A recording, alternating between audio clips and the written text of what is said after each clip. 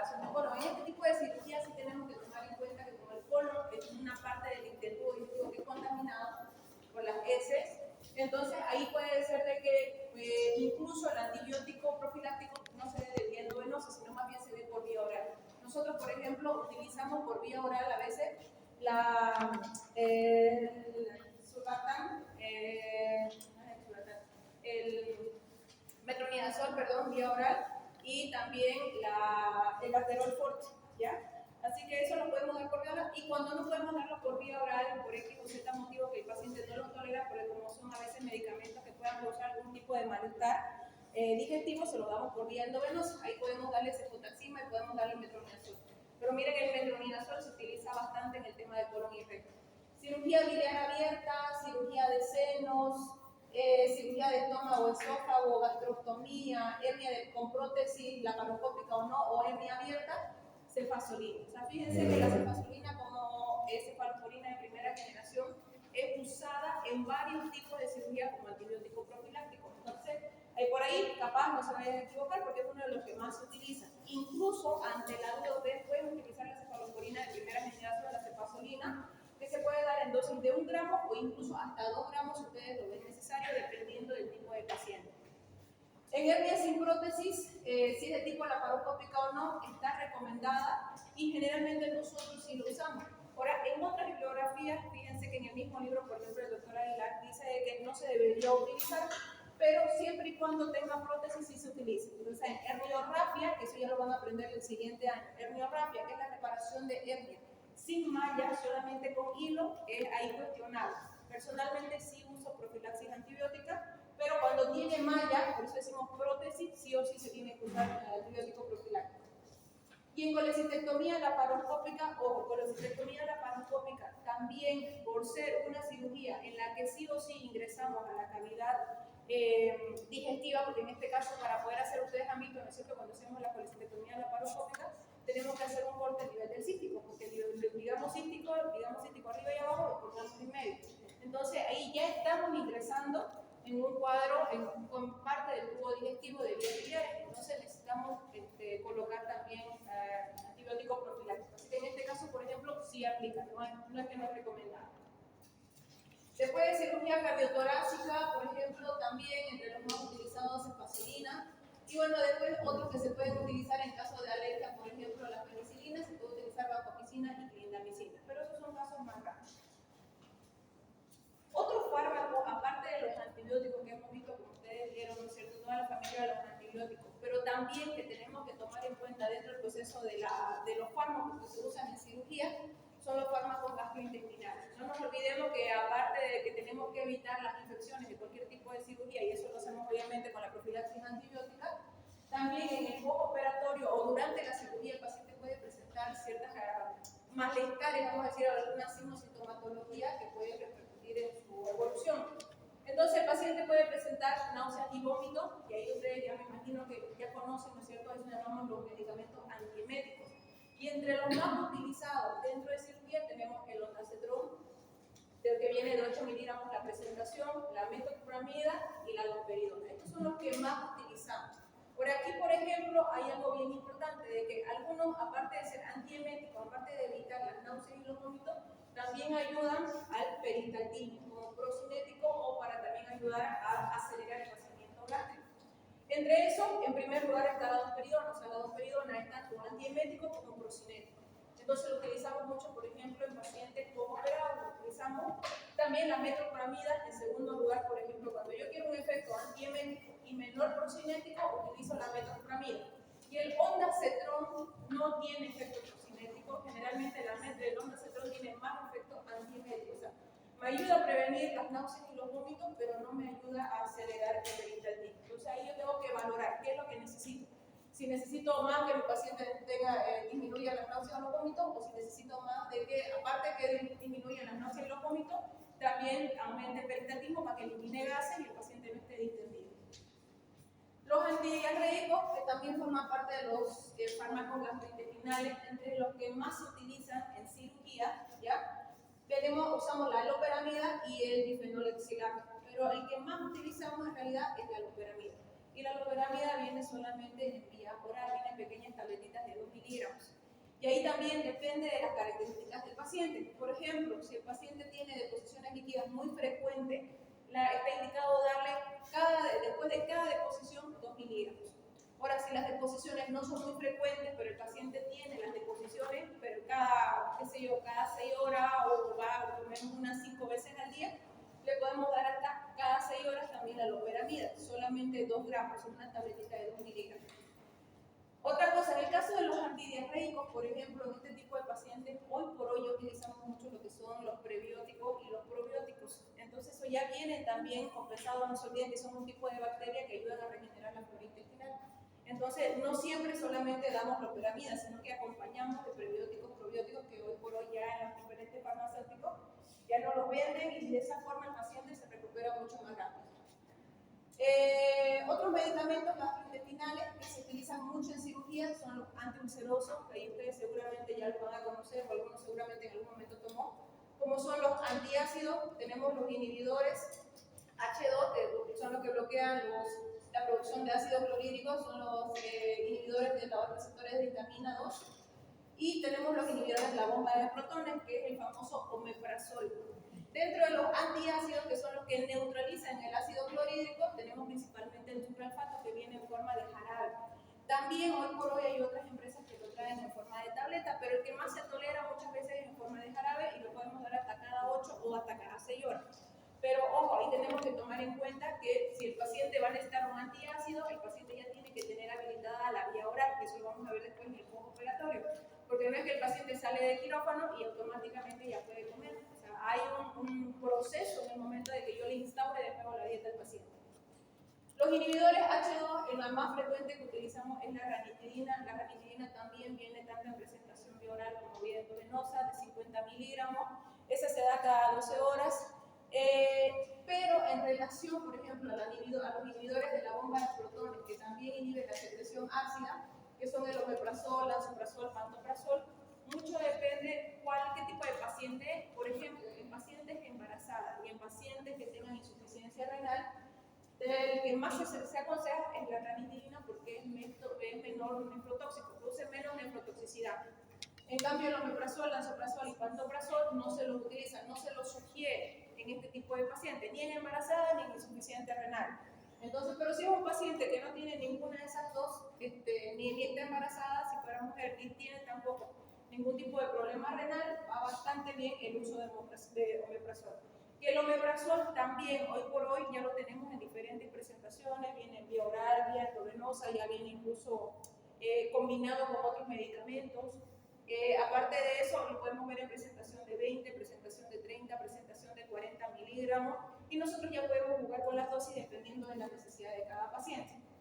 Ahora, lo que nosotros siempre sugerimos, por ejemplo, paciente postquirúrgico y paciente prequirúrgico, como una dosis sí se puede utilizar y principalmente utilizamos omeprazol, ¿ya? Para poder disminuir la acidez gástrica que se produce debido a todo el proceso postoperatorio que se da, ya lo vamos a ver más adelante. Hay un proceso hormonal, una reacción endocrina que hace de que el paciente empiece a secretar más ácido clorhídrico y el paciente puede presentar dolor o molestias intestinales, o en este caso gástrica. Y los antiespasmódicos, que son los que inhiben la contracción del músculo liso, que lo utilizamos bastante también. Entre ellos, por ejemplo, el metilbromuro de iosina, la trimebutina y el clorhidrato de pargeberina, el famoso Viadil, que utilizábamos, Viadil que se llamaba antes, porque ahora el Viadil que utilizamos ahora es otro tipo, es la clorhexidinato de lisina, es otro tipo de antiespasmódico. El butilbromuro de iosina es uno que es bastante usado, aparte porque tiene muy bajo costo y tiene muy buen resultado, y se puede utilizar en todo tipo de pacientes, o sea, pacientes renales, mujeres embarazadas, cualquier tipo de paciente, no hay restricción, y tiene un buen mecanismo de acción porque sí inhibe todos los dolores cólicos principalmente. La trimebutina sí, la verdad es que hoy por hoy también la estamos utilizando mucho porque aparte de producir antiespasmo, de ser antiespasmódico, también produce aceleración del tránsito intestinal. Entonces, por ejemplo, nosotros la trimebutina la usamos mucho en pacientes con suboclusiones intestinales para poder agilizar el proceso de peritaldismo y el vaciamiento gástrico. Entonces sí nos ayuda mucho. Y bueno, como les decía, el clorhidrato de pargeberina, que tiene la misma función que el butilbromuro de iosina, pero que no viene ya mucho en esa presentación, la verdad es que ya no lo he visto. Antes el Viadil venía con esta presentación, ahora el Viadil, que ustedes han escuchado y conocen, es el clonixinato de lisina Si es una combinación de fármacos, ese ya no lo tenemos y no está tampoco en el libro, por eso no se los explico. Y por último, importante en el tema del dolor, que también es fármacos que se van a utilizar, que ustedes van a ver cuando estén en su internado rotatorio. Lo que les he mostrado es lo que ustedes más van a ver. La parte de cirugía es bien, no es que utilicemos un extensivo arsenal de medicamentos. O sea, dentro de nuestras funciones, fíjense ustedes que la mayoría de nuestros problemas que nosotros vemos se resuelven con tratamiento quirúrgico, porque por eso obviamente hacemos cirugía. Pero al mismo tiempo y paralelamente tenemos que acompañar con medicación. Entonces, lo que les estoy poniendo es lo que más frecuentemente ustedes van a ver.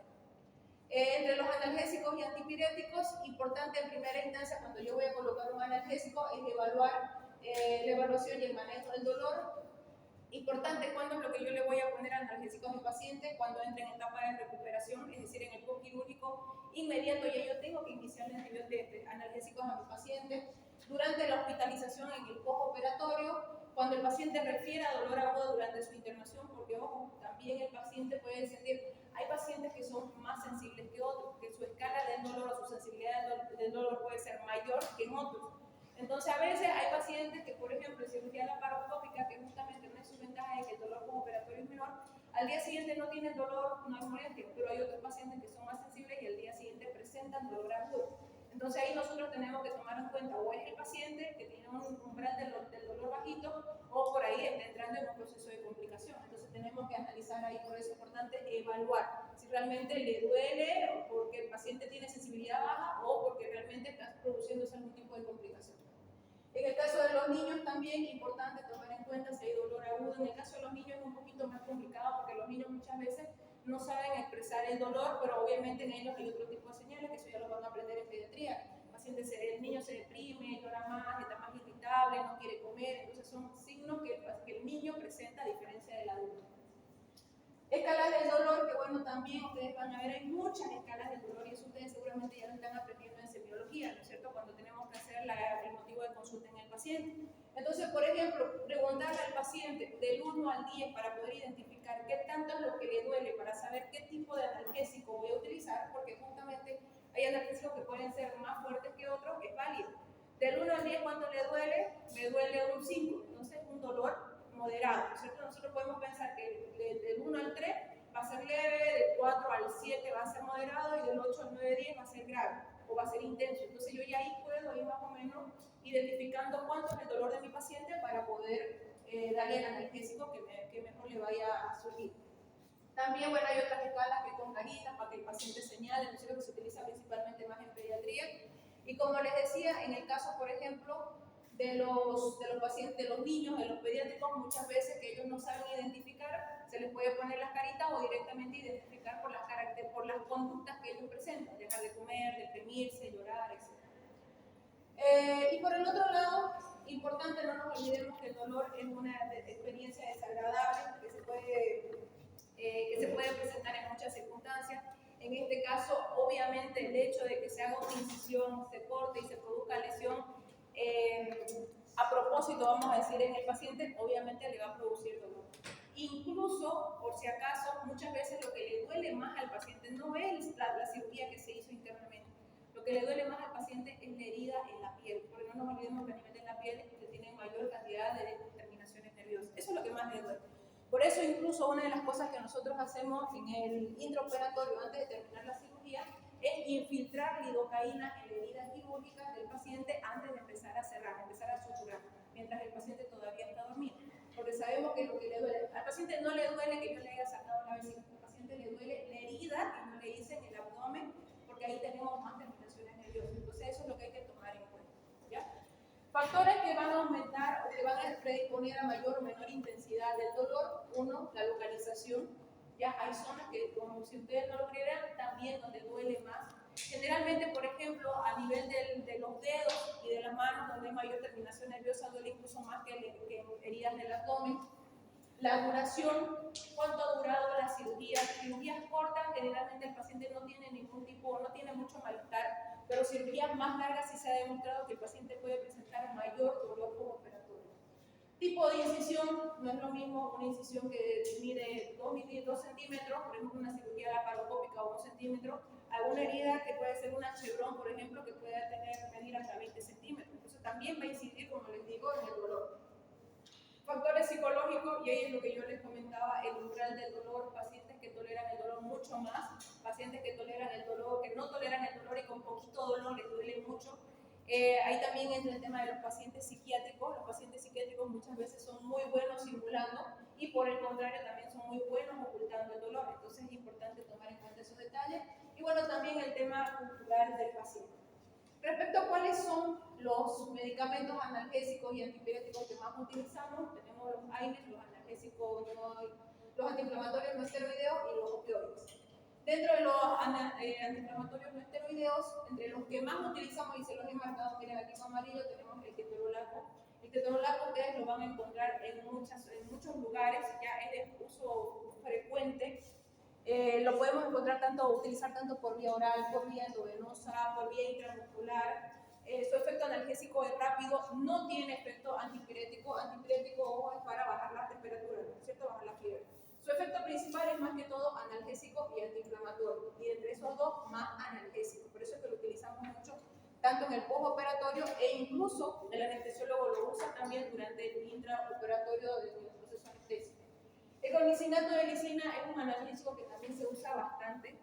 Por ejemplo, en el caso, como ahora les estaba diciendo, el Viadil, que ahora conocemos como Viadil, viene con clomicinato de lisina, entonces también tiene una acción antiespasmódica y una acción analgésica. ¿Cuál es el tema del clomicinato de lisina? ¿Por qué no lo utilizamos mucho? Porque puede llegar a producir hemorragias digestivas.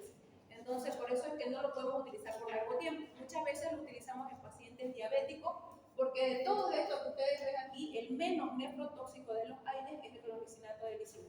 Pero lamentablemente su efecto adverso que produce hemorragia digestiva es el que nos impide utilizarlo por mucho tiempo. El diclofenaco, el famoso diclofenaco, que hasta ahorita, como ustedes saben, tiene bastante uso porque sí, efectivamente, tiene muy buen efecto y hoy por hoy incluso los laboratorios ya lo traen hasta combinado. Ya viene el diclofenaco con ketorol combinado, diclofenaco con paracetamol combinado, viene diclofenaco con tramadol combinado también. Entonces es un medicamento que se ha visto que su uso, la verdad, ha sido bastante viable y que tiene un efecto antiinflamatorio mayor, pero también es analgésico. En este caso, el diclofenaco es al revés del ketorolaco. Es más antiinflamatorio y es menos analgésico, pero tiene su función analgésica. Y se utiliza mucho también en procesos, más que todo de tipo muscular, en aquellas cirugías que comprometen extremidades, por ejemplo, va bastante bien. Y también se puede dar por vía oral, por vía intramuscular y por vía endovenosa. Y fíjense que a diferencia de todo el resto de los AINES, una característica también importante del diclofenaco es que también se puede combinar con vitaminas. El famoso dolocofamin, el famoso, ¿cómo se llama? El otro que, flogiatrin, ¿no es cierto? Son los combinados de diclofenaco con complejo B o también de otro tipo de combinación que hoy por hoy es bastante frecuente y se usa bastante. El ketoprofeno, que también viene de la familia de los AINES, que nosotros lo utilizamos mucho. El ketoprofeno viene en una presentación de 100 miligramos, por ejemplo. Lo utilizamos más todavía que el ketorolaco en el postoperatorio por su función analgésica. En este caso, por ejemplo, el ketoprofeno lo podemos utilizar en infusiones continuas para darle analgesia diluida en un suero paralelo a la hidratación y darle de forma constante. Y de esa manera, obviamente, el paciente va a tener analgesia continua durante el tiempo que necesite, principalmente las 24 horas, las primeras 24 horas, si yo sé que ha sido una cirugía difícil, una cirugía larga y que ha requerido una incisión muy grande y que obviamente le va a doler al paciente. El metamizol y el paracetamol también son AINES, pero que a diferencia de los otros, su función principal es antipirética, más que analgésica y antiinflamatoria. Metamizol y paracetamol son más antipiréticos y después son analgésicos. Entonces hay que tomar en cuenta también, miren, hoy por hoy también el paracetamol que antes solamente venía en vía oral también viene por vía endovenosa. Entonces la verdad es que lo hemos utilizado y por vía endovenosa tiene un efecto analgésico muy bueno, porque como les digo, antes solamente lo dábamos más que todo porque el paciente tenía fiebre.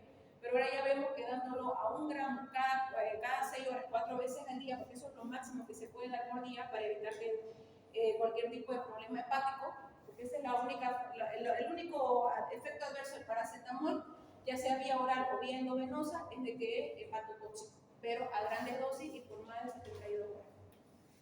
Los opioides, entre los que más se utilizan, la morfina y el tramadol, y de estos dos, el tramadol, ¿ya? ¿Cuál es el único problema con el tramadol? Que también el tramadol viene por vía oral y por vía endovenosa e intramuscular es que es bastante emetizante. Entonces, si ustedes, por ejemplo, deciden darle tramadol a su paciente, porque obviamente de funciones analgésicas, los opioides tienen más potencia que los opioides, que los AINES. Entonces, yo quiero darle un opioide porque sé que le va a doler mucho, le puedo dar un tramadol, pero el tramadol es emetizante, entonces lo voy a acompañar, por ejemplo, de un ondansetron, para que el paciente no tenga ese problema de las náuseas y vómitos y al mismo tiempo tenga el efecto analgésico que yo quiero. Incluso, miren, el tramadol nosotros hoy por hoy lo combinamos con el ketoprofeno. Lo podemos combinar con el ketoprofeno o con el ketorolaco por vía endovenoso y darle analgesia continua al paciente. Y de esa forma el paciente durante su estancia, por lo menos las primeras 24 horas quirúrgica, no va a tener ningún tipo de dolor o va a estar mucho más tranquilo que no quedándole un solo medicamento. O sea, me refiero a que las combinaciones analgésicas, hoy por hoy, que seguramente ya lo van a llevar nuevamente en farmacología, nos ha traído muy buenos resultados en las evoluciones postoperatorias. La morfina no la utilizamos mucho, ¿ya? Pero sí en casos de pacientes, por ejemplo, con cirugías que sabemos que van a ser muy dolorosas. Les digo, por ejemplo, cirugías de extremidades, fémur, cadera, cirugías de columna, que sabemos que son cirugías largas y que aparte de eso muchas veces tienen alguna prótesis, un tornillo, un clavo, una placa, etc. Entonces ahí se puede utilizar morfina.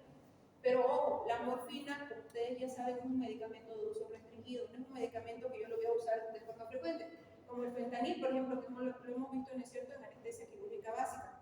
Entonces, si bien el fentanil también nos produce analgesia, no es un medicamento que yo lo voy a usar, venga señora, le voy a dar fentanil, no, porque sus formas de uso son bien restringidas. Para empezar, en las farmacias no se lo venden fácil, ¿ya? Tiene sus restricciones por ser un medicamento que puede producir un deterioro de la ventilación. La morfina como tal no lo produce tan rápido como el fentanil, pero ¿cuál es el problema con la morfina? Que puede llegar a ser adictiva, entonces no la podemos dar de forma directa, tenemos que aprender, se tiene que diluir en 10 cc de solución fisiológica y se tiene que dar de acuerdo a la necesidad, 2 cc, 1 cc, o si hay mucho dolor puede empezar con 10 cc, pero es muy raro, o sea, siempre se trata de dar fraccionada la dosis para evitar cualquier tipo de problema y que el paciente tenga un deterioro ventilatorio y que después tengamos que ponerle oxígeno o tener que intubarlo u otro tipo de complicación. Entonces, ese es el tema con los opioides, excepto el tramadol. Por ejemplo, el tramadol es uno de estos medicamentos que no produce ese tipo de efecto como lo hace la morfina y el fentanil. Entonces, si ustedes quieren usar un opioide de manera segura, el que mejor les viene es el tramadol, ¿ya? Hasta ahí, chicos, con el tema de farmacología y cirugía. No sé si tienen alguna pregunta antes que pasemos a postoperatorio. Algo que no haya quedado claro de farmacología y cirugía.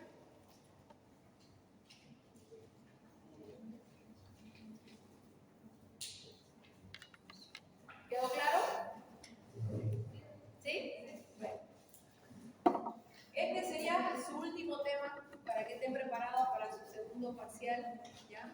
Con este tema estaríamos prácticamente culminando toda la fase perioperatoria que hemos estado viendo con el paciente, ¿cierto? Hemos visto la fase preoperatoria, toda la preparación que se tiene que hacer con el paciente, cuál es la evaluación desde la historia clínica, los estudios complementarios que yo le pido al paciente, qué características tiene que tener el paciente, desde el consentimiento informado, que también lo hemos visto, después toda la etapa de la anestesia, que también lo hemos visto, que eso es durante el intraoperatorio como tal, que también en el intraoperatorio hemos visto todo el proceso, ¿no es cierto?, desde que se hace la incisión del paciente, la hemostasia, la separación, la sutura, etc.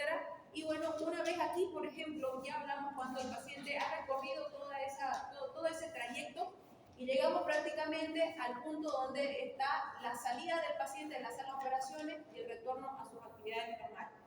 Entonces, esta última parte del perioperatorio se conoce como postoperatorio o postquirúrgico. O sea, aquí ya prácticamente el paciente sale de sala de cirugía. El postoperatorio va a tener etapas, ¿ya? Estas etapas van a ser 3. Una donde hablamos de postoperatorio inmediato, otra donde hablamos de postoperatorio inmediato y otra donde hablamos de postoperatorio tardío.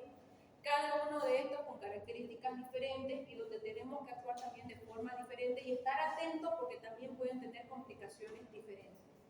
En el caso, por ejemplo, del postoperatorio inmediato, este va a comprender desde que el paciente termina la cirugía hasta las 12 a 24 horas después. O sea, sale mi paciente de quirófano y de ahí para adelante hasta las 12 a 24 horas todavía es postoperatorio inmediato.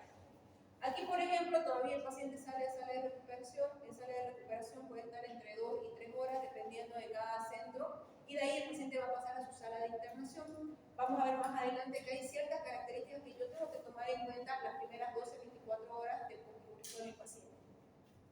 El inmediato generalmente empieza después de las primeras 24 horas, o sea, el segundo día en realidad del postoperatorio, ya que aquí va a depender su duración, va a depender si se trata de una cirugía menor o si se trata de una cirugía mayor. Las cirugías menores generalmente el inmediato, el postquirúrgico inmediato todavía dura de 2 a 4 días y el postquirúrgico inmediato en cirugías mayores va de 7 a 10 días todavía. Y fíjense que aquí también va a tener sus propias características este postoperatorio, porque hay diferentes circunstancias que pueden pasar en el transcurso del postoperatorio inmediato. Y por último tenemos el postoperatorio tardío, que este va desde la alta del paciente, ¿ya? O sea, desde que el paciente sale del hospital, se va de alta a su casa, hasta 1 a 2 meses, nosotros normalmente lo manejamos hasta 2 meses, y también aquí, por ejemplo, ya tiene que haber una cicatrización completa de los tejidos. Ojo, si bien la cicatrización, y lo vamos a ver más adelante entre las últimas diapositivas, dura de 7 a 10 días o 7 a 14 días, es la cicatrización superficial. Porque la cicatrización profunda como tal tarda todavía hasta 2 meses. ¿Ya? Entonces mucho va a depender de la característica de la incisión, por ejemplo, se las voy a mostrar también, si no me equivoco, en las últimas diapositivas. ¿Ya? No es lo mismo, obviamente, si yo tengo un paciente que ha tenido una cirugía de laparotomía, ¿no es cierto?, ha tenido una cirugía grande por una peritonitis apendicular, no significa que a las 2 semanas yo lo voy a mandar a jugar fútbol. No, porque esa pared todavía está debilitada, internamente no está totalmente cicatrizado el tejido. Eso todavía es un tejido débil. Que si yo a las 2 semanas le digo, sí señor, usted ya está de alta, puede irse, está bien, ese paciente le va a volver como una hernia ventral, porque los tejidos todavía no están en condiciones de someterse a ningún esfuerzo físico. Pero si yo le digo, señor, usted se tiene que cuidar hasta 2 meses, estoy evitando de que a futuro mi paciente tenga una complicación, y una de esas, las más temibles, son las hernias, ya, porque el paciente va a volver para una nueva cirugía. Entonces, fíjense aquí el postquirúrgico inmediato, que es el que desde que sale el paciente del quirófano hasta las 12 a 24 primeras horas. Lo que yo tengo que hacer aquí en este primer periodo, y por ejemplo, ustedes cuando vayan a hacer su internado rotatorio, para nosotros este es el periodo más importante, porque es aquí donde nosotros vemos las complicaciones más graves que pueda tener un paciente después de una cirugía. Uno, se tiene que controlar aquí de forma exhaustiva los signos vitales. Aquí los signos vitales generalmente los hacemos que se controlen cada 3 horas, porque es importante para nosotros saber cómo está la presión arterial del paciente, cómo está el pulso y cómo está la respiración. Fíjense que una de las principales complicaciones en esta etapa son los sangrados. O sea, si mi paciente está sangrando, ya sea de forma interna o externa, una de las formas en las que yo me voy a dar cuenta de que mi paciente está sangrando va a ser por un cambio en sus signos vitales. El paciente se torna hipotenso, la presión arterial baja, la frecuencia cardíaca empieza a aumentar por arriba de 100, aparte el paciente empieza a tener taquipnea, orignia, empieza a tener dificultad respiratoria. Entonces eso a mí ya me va a hacer entender de que el paciente pueda tener algún tipo de complicación grave. Por eso les digo, es importante. El primer punto, que el paciente tenga signos vitales cada 3 horas mínimamente. Prestar atención, como les decía, a las hemorragias internas o externas. Las internas, por obvias razones, muchas veces no las vamos a ver, ¿no es cierto? Pero el paciente lo va a empezar a manifestar, y una de esas manifestaciones son por los signos vitales, o incluso también el paciente nos empieza a manifestar palidez, el paciente que sangre se torna pálido, se torna sudoroso y obviamente le empieza a doler. Eso ya seguramente, creo que tenemos un tema de shock, ya que lo vamos a ver también, y ahí vamos a ver cuáles son esas características de un paciente que sangra tanto interna como externamente.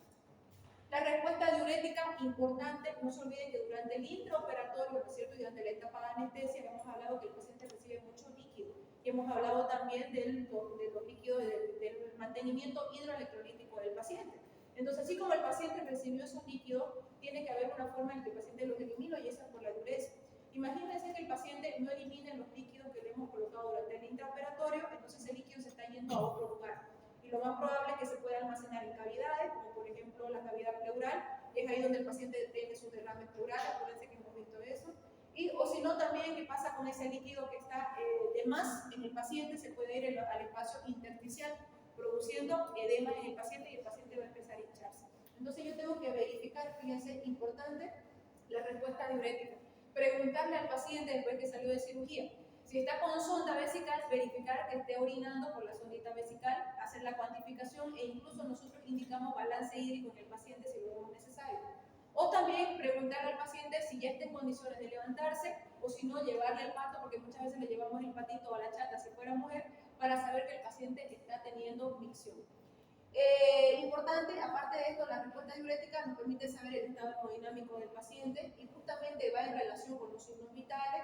La hidratación, porque si el paciente está orinando, significa que tiene una buena hidratación y su función renal está adecuada. Y obviamente en el caso que por el contrario, más bien, el paciente no está orinando, me está diciendo de que ese líquido se está reteniendo en algún lugar y obviamente también que el paciente puede estar teniendo un fallo renal agudo. Entonces eso me puede llegar a complicar la situación en el transcurso del postoperatorio. Bueno, antes que me pasen, miren aquí, ¿qué es lo que yo tengo que verificar? Si mi paciente sale con drenaje en estas primeras 24 horas, valorar si no existe sangrado o qué débito sale a través del drenaje que yo le he dado a mi paciente. Si sale débito seroso, serohemático, si sale sangre fresca, si sale heces, si sale bilis, si sale pus. Entonces yo tengo que verificar qué es lo que está saliendo e ir obviamente corroborando cada hora o cada 3 horas dependiendo de las características del paciente. Si a través de la herida hay sangrado o hay salida de algún otro débito, si hay hematemesis, si hay hematuria, hematemesis, sangrado, que el paciente tenga vómitos con sangre, que el paciente esté orinando con sangre, que el paciente tenga alguna defecación con sangre, por ejemplo. Y por último, importante, como les decía, valorar la variación que pueda tener la presión arterial y la frecuencia cardíaca.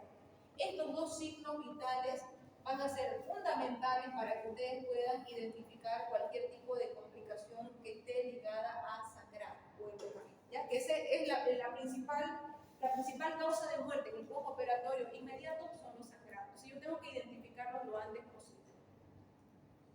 Incluso algunas veces nos ha pasado que hemos identificado esos sangrados en la misma sala de recuperación. O sea, sale el paciente, media hora, el interno, doctora, está saliendo sangre por el drenaje. Bien, ¿cuánto está saliendo? 50. A la media hora, doctora, sigue saliendo. ¿Cuánto sale? Ahora ya va 100. Entonces ya eso va aumentando, ya nos llama la atención. A las 2 horas sigue en la sala de recuperación, el paciente sigue eliminando sangre por el drenaje, la presión arterial disminuye, la frecuencia cardíaca aumenta y de hecho, o sea, el paciente está sangrando. Entonces, ¿qué tengo que hacer? Reintervenir, porque tengo que buscar cuál es el lugar o el foco de sangrado del paciente. No lo podemos subir al paciente a su sala sangrando, ¿no es cierto? Entonces, eso me da a mí la posibilidad de que si yo, por ejemplo, veo que el paciente tiene una complicación, inmediatamente se vuelve a reoperar. En el caso del postquirúrgico inmediato, que como les decía, inicia ya prácticamente en el segundo día de postoperatorio, aquí por ejemplo el paciente ya prácticamente se ha recuperado totalmente de la anestesia, aunque hoy por hoy, gracias a los diferentes tipos de anestesia que ya les estuve mostrando, el paciente se recupera bastante rápido. A las 6 horas, incluso si ha sido una cirugía que no ha sido muy complicada, el paciente ya está recuperado de la anestesia, ya está levantado, ya está caminando, ya está hablando. Pero aquí en general ya está totalmente recuperado de la anestesia, e incluso a este punto ya ha eliminado los fármacos anestésicos que se han utilizado para poder anestesiar. Se prolonga durante el tiempo que el paciente permanezca internado, que ya les he dicho, ¿no es cierto? Todo depende si es una cirugía menor o una cirugía mayor. Ahora hay que tomar en cuenta que muchas veces las cirugías menores no requieren tanta internación o internación muy prolongada. Muchas veces las cirugías menores incluso las hacemos ambulatorias. Eso significa ambulatoria que el paciente viene, supera y luego se va a su casa. Entonces, prácticamente el postoperatorio inmediato y el postoperatorio inmediato lo va a hacer en su casa. Más que todo, aquí en este caso, por ejemplo, hablamos de internado en caso de pacientes con cirugía mayor.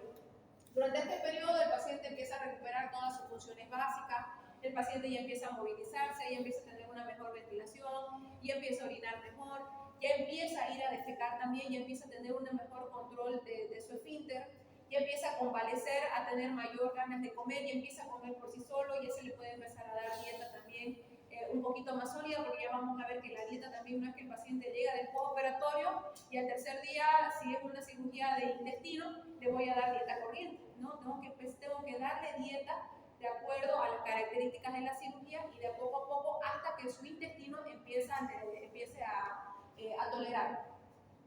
Además es importante tomar en cuenta de que también aquí el paciente, como le digo, empieza a moverse, empieza a tener ya una posición, pasa del decúbito dorsal al semifowler, al fowler y después ya a levantarse y caminar para empezar a hacer sus actividades continuas. Y bueno, aquí por ejemplo, ya prácticamente en la mayoría de los casos, el paciente dentro del postoperatorio inmediato puede ser dado de alta dependiendo de las características. Y en este caso, ya cuando hablamos del postquirúrgico tardío, fíjense, ya prácticamente es una fase de convalecencia, aquí ya el paciente prácticamente ya está dado de alta, es aquí cuando ustedes le dan al paciente todas las indicaciones de qué es lo que va a hacer en su casa y toda la receta de medicación postquirúrgica.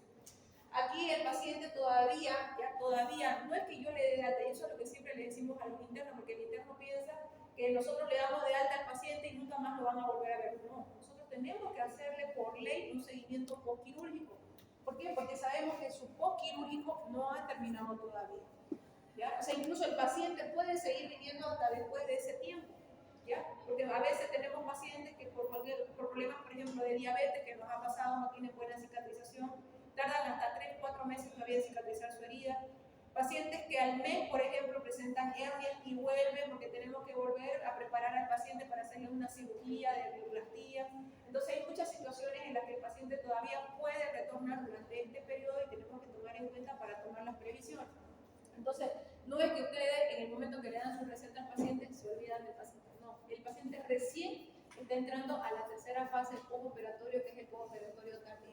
Entonces, es importante tomar en cuenta la idea, por ejemplo, fíjense ahí, es el control que se realiza por consulta externa, o sea, no es que yo agarro y le doy de alta al paciente y me olvido al paciente. Yo todavía tengo que ver a mi paciente hasta sacarle el último punto y hasta que mi paciente me dice que ya ha vuelto a sus actividades normales. Hasta ahí recién yo ya digo que se ha terminado toda la etapa perioperatoria.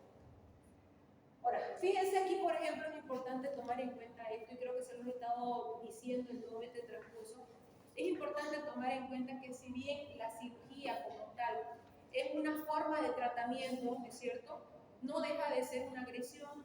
Entonces yo, si bien opero al paciente, le estoy produciendo una agresión en su sistema, una agresión en su cuerpo.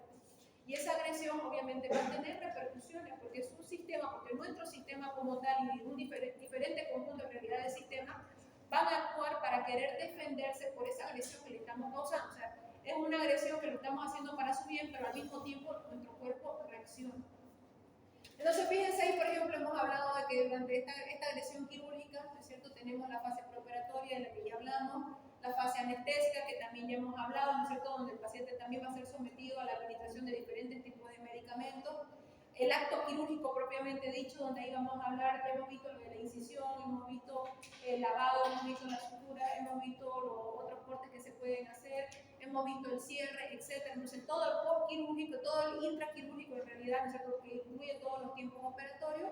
Y por último, la fase postoperatoria, que es aquí, en realidad, en esta fase postoperatoria, donde vamos a ver en sí todas las consecuencias de esa agresión quirúrgica que nosotros hemos hecho.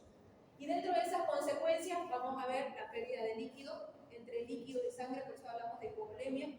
Vamos a ver las características del ayuno, porque como les digo, no es que el paciente sale de quirófano y directamente le digo, señora, ¿cómo hace un pollo? ¿No? O sea, va a tener ciertos límites o restricciones de la dieta. Muchas veces el paciente va a tener que estar mínimamente 3 a 6 horas de NPO o de ayuno para poder evitar complicaciones. Hemorragias, lo que les estaba diciendo, y que estas hemorragias estamos en la obligación de identificarlas de preferencia en el postquirúrgico inmediato.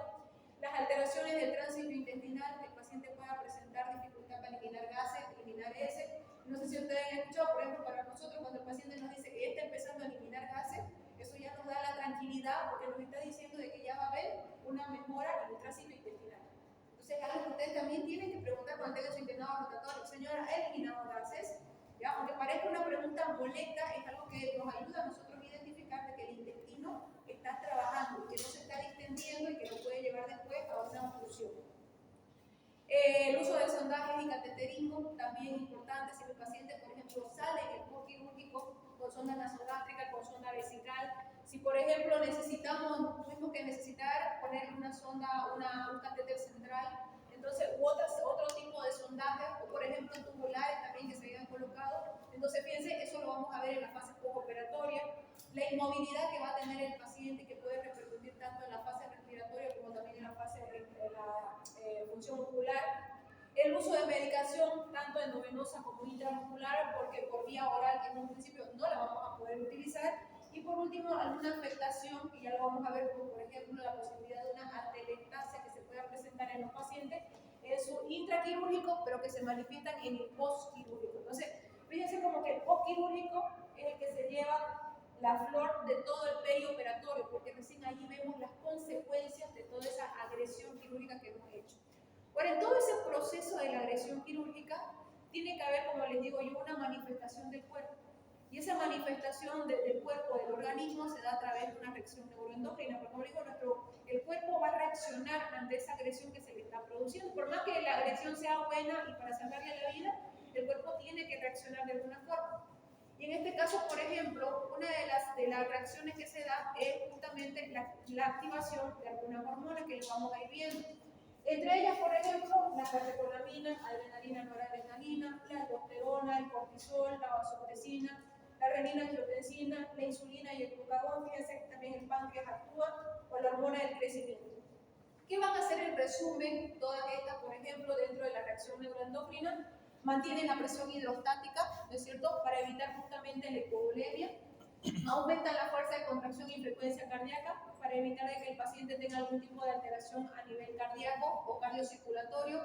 Ayudan al ahorro de sodio, no nos olvidemos que el sodio es el principal ion del líquido extracelular, entonces necesitamos que esté funcionando o que se mantenga en homeostasis constante para evitar cualquier tipo de complicación hidroelectrolítica. Y miren, justamente aumenta la reserva de energía. ¿Por qué? Porque justamente yo estoy causándole una lesión al paciente y el paciente va a tender a tener una disminución de todas las calorías, porque fíjense, ¿qué es lo que va a pasar? Si yo dejo a mi paciente en NPO por mucho tiempo, entonces no le voy a empezar a otorgar calorías. Entonces voy a tener que buscar la forma de cómo hacerlo, y hasta que yo encuentre la forma o instauro una forma, ya sea por vía enteral o por vía parenteral, porque el paciente no puede comer por vía oral, entonces todas estas hormonas me van a ayudar a mantener una reserva de energía suficiente para que ese paciente se encuentre estable. Aparte de eso, fíjense, dentro de la respuesta endocrina, debido a la movilización de hormonas, como les estaba diciendo, todo ese proceso hormonal que estábamos leyendo hace ratito, ya que se da debido al trauma quirúrgico, también puede ser regulada por diferentes sensores y estímulos, entre ellos impulsos aferentes de la zona operatoria, varoreceptores, tanto varoreceptores de presión como varoreceptores de volumen, quimioreceptores que, fíjense, generalmente van a actuar o se van a activar cuando haya alteraciones de hidrógeno, dióxido de carbono o algún otro tipo de metabolitos, sodio, potasio, por ejemplo. Homoreceptores también, que van a medir sensores de osmolaridad y principalmente van a tener una alta sensibilidad en variaciones del sodio.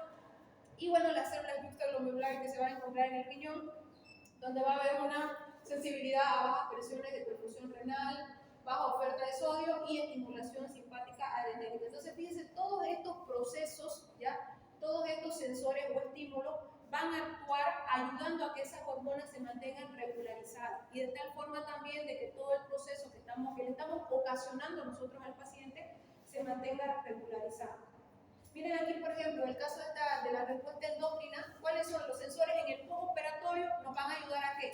A identificar una hemorragia peri o quirúrgica, a controlar la hipovolemia, a disminuir un proceso infeccioso, a controlar el shock o a identificar el shock. Y justamente por eso es que el paciente, imagínense que el paciente no se manifieste ni con taquicardia ni con presión baja. Entonces no supiéramos nosotros si ese paciente realmente está en un proceso de shock. En este caso, obviamente, estamos hablando de shock hemorrágico, ¿cierto? Porque estamos hablando de cirugía, de una agresión quirúrgica. Que el paciente presente acidosis, por ejemplo, que ya lo hemos visto, ¿no es cierto?, una disminución del pH. En este caso también el proceso de ayuno, que va también a encontrarse, que va a favorecer dentro de los sensores del postoperatorio, la inmovilización del paciente, los cambios de temperatura que también se pueden presentar, las intoxicaciones medicamentosas que se pueden presentar en el postquirúrgico, el dolor, por ejemplo, el dolor, como les digo, o sea, el paciente en el preoperatorio obviamente siente dolor, pero por su patología de base. Pero eso lo podemos tratar con analgésicos y muchas veces nos va bien, y aparte hasta que el paciente entre en cirugía. Pero el dolor real, el dolor verdadero que va a sentir el paciente va a ser en el postquirúrgico, porque ya ahí el paciente obviamente ha sido agredido, hemos tenido que causarle una lesión, un trauma quirúrgico para obviamente resolverle el problema, pero al mismo tiempo le vamos a causar dolor. Querramos o no, va a haber dolor en el postoperatorio. Las emociones, que ahí viene también la parte psicológica que yo les decía, que dependiendo del umbral que tenga el paciente, ¿no es cierto? Y ahí incluso el mismo hecho de por qué el paciente tiene a veces mucho miedo de la cirugía. Porque como les decía, en la anestesia, por ejemplo, ¿qué es lo que tiene miedo el paciente? Muchas veces ni siquiera tiene miedo a la cirugía, tiene miedo a la anestesia. Que lo duerma y que el paciente no despierte. Eso es lo que dice. Si en alguna oportunidad ustedes le preguntan al paciente, ese es su mayor temor, ni siquiera a veces es la cirugía. Y por ejemplo, la anafilaxia, igual que tenga algún tipo de alergia y que obviamente eso llegue a complicar el proceso del postoperatorio o incluso ya desde el momento de la cirugía propiamente dicha. Entonces aquí miren, hablando yo un poquito más específico de las hormonas que actúan en la respuesta endócrina en un proceso quirúrgico, habíamos hablado de las catecolaminas, adrenalina y noradrenalina. No nos olvidemos que son liberadas por la médula suprarrenal y las terminaciones nerviosas simpáticas. ¿Cuáles son sus acciones principales? Una, mantener la vasoconstricción arteriolar, de tal forma de que en este caso, por ejemplo, va a tratar de mantenerse toda la colemia, ¿no es cierto?, en los vasos más grandes y para poder dar irrigación al órgano principal, cerebro, corazón y riñones. El inotropismo cardíaco, igual para ayudar a que haya una buena contracción cardíaca, estimula la glucogenólisis, la gluconeogénesis, la lipólisis y la proteólisis para poder mantener las reservas de energía del paciente. Y por último, la inhibición de la acción de la insulina, que ahí ya vamos a ver que también mucho depende. No nos olvidemos que la función de la insulina, ¿cuál es? ¿Se acuerdan? Captar la insulina es captar el azúcar que hay en la sangre. ¿Y llevarla a dónde? Dentro de la célula. ¿Y qué pasa si aquí, por ejemplo, la insulina no está actuando y está dejando el azúcar en la sangre? Aumenta la hiperglucemia. Va a haber hiperglicemia, ¿no es cierto? Entonces la hiperglicemia también puede ser mala en ese momento, porque no nos olvidemos que la hiperglicemia como tal, así a grandes rasgos, aumenta o favorece los procesos infecciosos. Entonces fíjense, ahí todavía inhibe la insulina, pero ya más adelante vamos a ver que también el glucagón va a actuar ahí, ¿para qué? O también la insulina va a actuar ahí para poder funcionar y que esa hiperglicemia, ese azúcar que está aumentada en la sangre, la saque las moléculas de glucosa y lo lleve a los tejidos, ¿no es cierto? Ahora, ¿cuáles son sus efectos indeseables? Por eso les digo yo, ese es el problema de la respuesta hormonal. Si bien nos ayudan con algo, pero también tiene consecuencias. Entonces, por eso es que hablamos de que esos sensores, como hormoreceptores, quimioreceptores, van a controlar justamente estos efectos indeseables que producen las hormonas. Efecto indeseable 1, hipoxia celular. ¿Por qué? Justamente por la vasoconstricción que está produciendo, ¿no es cierto? Porque está cerrando los vasos, entonces al cerrar los vasos va a disminuir la irrigación. No nos olvidemos que a través de la irrigación hay oxigenación. Y si tenemos una vasoconstricción, ¿no es cierto?, aumentada, está cerrado, entonces ¿qué es lo que va a pasar? No va a haber buena irrigación y por tanto no va a haber buena oxigenación. Por eso es que puede llegar a producir hipoxia celular. Puede llegar a producir acidosis, agregación de células sanguíneas, puede producir hipercoagulabilidad, lo que puede dar lugar incluso a trombosis, por eso hay que tener mucho cuidado con eso. La lipólisis excesiva, haciendo que el paciente pueda llegar a consumirse. Y por último también, por la misma vasoconstricción que se puede producir, puede llegar a producir olinuria, que el paciente empiece a orinar menos. Y fíjense ustedes que es importante para nosotros en el postoperatorio que el paciente tenga una buena diuresia. La ACTH, la adrenocorticotropa o cortisol, que se libera por la hipófisis, la ACTH, y el cortisol que se produce en la corteza suprarrenal, por acción obviamente de la ACTH. Dentro de sus acciones, fíjense, retiene el sodio. Como hemos visto, ¿no es cierto? El sodio tenemos que tratar de mantener el sodio dentro de rangos normales justamente para poder disminuir cualquier posibilidad de alteración hidroelectrolítica. Elimina el potasio, pero obviamente en este caso está hablando de eliminar el potasio del líquido extracelular, no es que lo elimine del intracelular. Lo que está haciendo es tratar de equilibrar para que el sodio se encuentre en mayor cantidad y no así el potasio. A eso es lo que se refiere. Y también se produce una proteólisis completa, o sea, va a aumentar el proceso de proteólisis de las proteínas, que quiere decir que va a producir esas proteínas que son grandes, las va a disminuir a aminoácidos, ¿ya? Para que funcione. Pero al mismo tiempo, ¿qué efectos indeseables produce? Un consumo muscular, justamente por esta proteólisis. No nos olvidemos que la mayor cantidad de proteínas se encuentra en el músculo, entonces por eso es que pueden producir un consumo muscular. Puede haber un metabolismo intenso, justamente también por este proceso de proteólisis que produce, y vasoconstricción. Por eso le digo, estas hormonas ayudan en este proceso de la lesión como tal, pero al mismo tiempo también pueden producir efectos indeseables.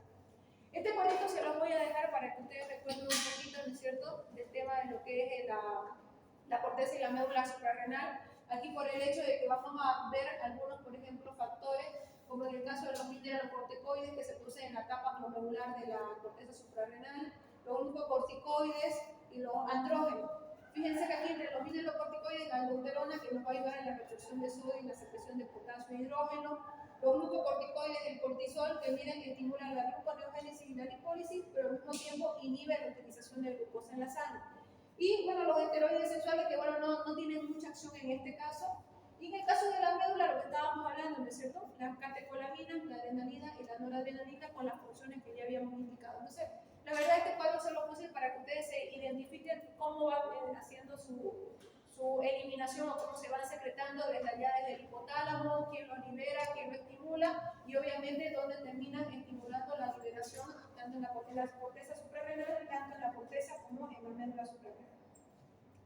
La vasopresina, que es otro tipo también de hormona, también llamada hormona antidiurética, producida por el hipotálamo, que le hemos visto mucho, ¿no es cierto?, cuando hablamos de líquidos y electrolitos. Dentro de sus acciones, reabsorber el agua en el túbulo distal y colector, vasoconstricción esplácnica y preperitaltismo intestinal, y dentro de sus efectos indeseables, la oliguria. ¿Ya? Vamos a pasar todo esto de la hormona. Dentro de la renina y angiotensina, otro tipo de hormona, la renina liberada por las células glomerulares, angiotensina 2 convertida en el pulmón por acción de la renina, que convierte la isotretinoído en la angiotensina 1. Su principal función aquí, por ejemplo, en la renina y la angiotensina, la vasoconstricción intensa, ¿no es cierto?, para ayudar a mantener, para evitar las hemorragias. Eso quiero que quede bien claro. Cuando hablamos de la vasoconstricción, principalmente estamos evitando la hipovolemia. Hipovolemia tanto en el tema de que haya pérdida de líquido como pérdida de sangre. Entonces, para eso estamos produciendo vasoconstricción. No se olviden que por los sangrados se da por una vasodilatación. Y el efecto indeseable, la hipoxia, porque obviamente al producir vasoconstricción vamos a disminuir obviamente también al mismo tiempo la irrigación y esto puede producir una disminución de la oxigenación a nivel celular. Y por último, la insulina y el glucagón también dentro de las hormonas que van a estar dentro de esta respuesta endocrina quirúrgica, está la insulina y el glucagón. Ahí hemos visto, no nos olvidemos, la insulina se encarga de agarrar la glucosa que está en la sangre y llevarla a los tejidos. Y por el contrario, el glucagón hace lo contrario, ¿no es cierto? Saca la glucosa de los tejidos y lo lleva a la sangre. Entonces ahí, por ejemplo, también mucho depende de las características de cada paciente. Por ejemplo, en el caso de los pacientes diabéticos, puede haber un desequilibrio en este caso, ¿ya? Muchas veces, dependiendo también del tipo de diabetes mellitus, no se olviden, depende cuál es la función o qué tipo de alteración en realidad pueda tener la insulina. Lo que sí es que en este caso, por ejemplo, como lo vieron ustedes con las catecolaminas, por ejemplo, ¿no es cierto?, que se inhibe la función de la insulina. En este caso, el glucagón, mucho va a depender del receptor. En este caso, el receptor principal es la glucosa. Automáticamente la glucosa baja, que es lo que hace el glucagón, se activa para sacar la glucosa de los tejidos y llevarlo a la sangre. Y viceversa con la insulina, pero mucho depende si el paciente no tiene patología de base. Porque como les digo, por ejemplo, en el caso de la diabetes tipo 2, la insulina está presente, pero su función está alterada. Su función no cumple su función como debería. Entonces, mucho va a depender de eso también. Entonces, miren aquí, en general, o en resumen, las repercusiones de todo este trauma quirúrgico y de todo este juego hormonal que se produce. Uno, la hipovolemia, donde va a haber disminución del agua tanto extracelular como también disminución del sodio. Entonces, eso es lo que se quiere evitar. Eso es lo que tratan de evitar los sensores, de que haya todo ese cambio, por ejemplo, de hipovolemia. Por eso les decía que aquí, por ejemplo, una de las funciones principales es la vasoconstricción. La hiponatremia, que ahí entra con la hipovolemia. La alcalosis respiratoria, justamente por el hecho de que el paciente en el postoperatorio puede presentar hiperventilación. La acidosis metabólica, fíjense, principalmente por el exceso de catecolamina y angiotensina 2, debido a una deficiencia perfuncional vasoconstrictiva. La hiperglicemia, ¿ya? Porque no nos olvidemos que el azúcar no solamente es por el mismo hecho de consumir los carbohidratos, sino que la glucosa puede también salir de la glucogenólisis, ¿no es cierto?, del glucógeno que está depositado, por ejemplo, en el hígado, la gluconeogénesis de esos aminoácidos o de esos lípidos que después también se convierten en azúcar para mejorar, o directamente la inhibición de la insulina. O sea, como la insulina no sirve o no está funcionando, o en este caso, por ejemplo, las catecolaminas están así inhibiéndola, entonces no va a haber quien saque esa glicemia de la sangre y lo lleve a los tejidos. La hiperlipemia, que es la lipólisis de depósitos grasos, que como habíamos dicho también se debe a la catecolamina, y la elevación de los aminoácidos por la proteólisis que se puede presentar. ¿Hasta ahí tienen alguna pregunta? Solo es saber el mecanismo de cada hormona, ¿no? Aquí. Sí. En general solamente eso, porque como les digo, es algo general. No es que yo agarro y que directamente me pongo a investigar a cada paciente por quirúrgico que o sea, me interesa, por ejemplo, la primera diapositiva, donde ustedes ven todo el conjunto de hormonas, ¿no es cierto? Y qué en general lo que produce. la vasoconstricción, el aumento del equilibrio de la presión hidrostática, ¿no es cierto? La vasoconstricción que les decía, la mantención de la glucosa, la mantención, la reserva de sodio, la reserva de energía, eso es lo que me interesa principalmente. O sea, que sepan de que cuando yo hago una cirugía, no es que mi cuerpo se queda tranquilo, no, mi cuerpo reacciona. Y esas reacciones se dan a través de este juego de hormonas para que mi cuerpo pueda tolerar todo lo que yo le estoy haciendo. Ahora, aquí viene como que la parte sí que a ustedes les interesa más, porque esto sí lo van a aplicar ustedes en el postoperatorio, que vienen a ser la medicación que yo utilizo en el paciente postquirúrgico y las órdenes médicas que tengo que hacer en el paciente postquirúrgico.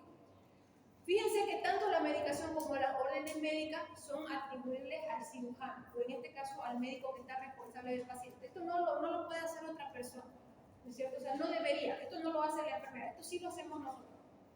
O por ejemplo, no lo hace el anestesiólogo, lo hacemos nosotros, como cirujano. Dentro del tema de medicación, por ejemplo, en el postoperatorio yo tengo que valorar la reposición volémica del paciente, de acuerdo a todas las características que hemos visto.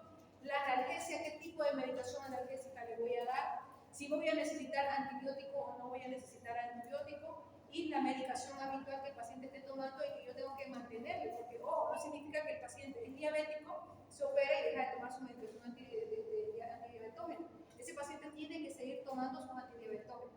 Y así también, si el paciente es hipertenso, no significa que se opera y que ya no le doy sus antihipertensivos. No, el paciente tiene que seguir tomando sus antihipertensivos. Dentro de las órdenes médicas, tengo que ver qué dieta le voy a dar a mi paciente, qué posición va a tener mi paciente, profilaxis ante la telestasia y la trombosis si casi se requiere, control de signos vitales, el uso de sonda, cuidado de los drenajes si es que el paciente sale con drenaje, qué curaciones, porque ojo, el paciente les va a preguntar a ustedes, doctora, ¿cada cuánto me tengo que curar? ¿Cómo me tengo que curar? ¿Dónde tengo que ir para curarme? ¿Puedo usar faja? ¿No puedo usar faja? ¿Cuánto tiempo puedo caminar? ¿Qué me puedo levantar? ¿Cuándo voy a empezar a ir al gimnasio? ¿Cuándo voy a empezar a hacer ejercicio? ¿Y cuándo me va a sacar los puntos? Entonces son las preguntas más frecuentes que hacen los pacientes. En el tema de reposición hidroelectrolítica, importante siempre tomar en cuenta primero reparar las pérdidas de sangre, de plasma y de agua orgánica, o sea, lo que haya perdido el paciente. Entonces yo tengo que tomar en cuenta eso para poder pensar cómo voy a hacer esa reposición de líquido, o sea, qué tipo de líquido le voy a dar a mi paciente. Fíjense por la diuresis, por la respiración, la perspiración, por la anestesia, si el paciente presenta fiebre en el preoperatorio o en el intraoperatorio, si hay algún tipo de débito de pérdida a través del tracto gastrointestinal, por ejemplo, si el paciente tiene taquitis, si presentó vómitos, diarrea, si tiene una ostomía, ¿no es cierto? Una colostomía, que el colon esté expuesto, o una ileostomía, que la ileostomía esté expuesta, si tiene una fístula o ha presentado mucha sudoración, son situaciones que yo tengo que tomar en cuenta para poder hacer una buena reposición de los líquidos de mi paciente. O sea, tengo que tomar en cuenta eso para reponer. Entonces, fíjense aquí, les doy esta formulita donde tengo que valorar las necesidades diarias de líquidos de mi paciente, que son las necesidades basales, más las pérdidas anormales, más las necesidades de corrección, que ahorita se los voy a mostrar más adelante con una diapositiva también. Fíjense aquí tomar en cuenta, por ejemplo, cuando yo hago una terapia hidroelectrolítica en el postoperatorio, tengo que tomar en cuenta si el paciente ha perdido mucha agua, si ha perdido sodio o potasio, que ojo, no nos olvidemos que mucho depende, por eso le digo, de la característica de la cirugía y de cómo entró el paciente en su preoperatorio. Normalmente en el preoperatorio, en las cirugías programadas, el paciente entra con todo normal, pero ojo, el tema es cuando el paciente entra y es con un desequilibrio hidroelectrolítico instaurado por una cirugía de emergencia. Un paciente con peritonitis, un paciente con perforación intestinal, un paciente con trauma abdominal, entonces donde yo ya tengo una causa para que el paciente ya esté entrando con una pérdida establecida. Entonces fíjense que ya está entrando con una pérdida y aparte dentro del quirófano va a seguir teniendo pérdida. Entonces tengo que valorar eso para hacer el postoperatorio. Otra cosa, el agua inducida por movilización de grasa y de aminoácidos que también tengo que reponer. Importante dentro de todo el proceso de terapia hidroelectrolítica, conocer el síndrome metabólico postoperatorio, es decir, todo el proceso hormonal que se ha producido, conocerlo, no les estoy diciendo, como dice su compañero, va a ser muy difícil que ustedes se puedan analizar obviamente hormona por hormona. Evaluar las pérdidas y disturbios, lo que les comenté en la anterior diapositiva, si está orinando, si tuvo vómitos, si tuvo fiebre, si tuvo diarrea, si tiene una fístula, si tiene una ostomía. Conocer las necesidades basales tanto hidroelectrolíticas como nutricionales, y eso lo vamos a ver más adelante porque tenemos una fórmula que ustedes pueden utilizar para valorar cuánto es lo que yo necesito basalmente de líquido en un paciente. Conocer la composición de líquidos perdidos, qué es lo que más perdió el paciente, perdió más sangre, perdió más agua, perdió más bilis, perdió más líquido intestinal, y conocer la composición de las soluciones que voy a administrar. Si voy a administrar solución fisiológica, ¿qué me otorga la solución fisiológica? Si voy a administrar solución Ringer normal, Ringer lactato, glucosado, entonces, ¿qué me aporta cada uno de esas soluciones? Aquí para recordarles un poquito, fíjense, no nos olvidemos nunca de la distribución del agua en los compartimientos, ¿no es cierto? El peso corporal total, 60% es líquido, eso yo creo que ya quedó claro, ¿no es cierto? Líquido intracelular, 60%, el extracelular, 40%, y el sólido como tal solito, solamente 40%. Ahora fíjense, esto es lo que yo les hablaba, cuando hablamos de necesidad basal de agua, me estoy refiriendo a 35 ml kilogramos día. Saquen a ver con su celular. Tengo un paciente de 70 kilos. 35 por 70, ¿cuánto sería?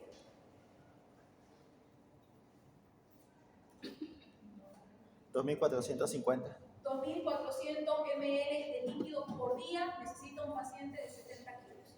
Entonces ustedes pueden con esta fórmula identificar cuánto es la necesidad basal de su paciente. Su paciente pesa 50 kilos.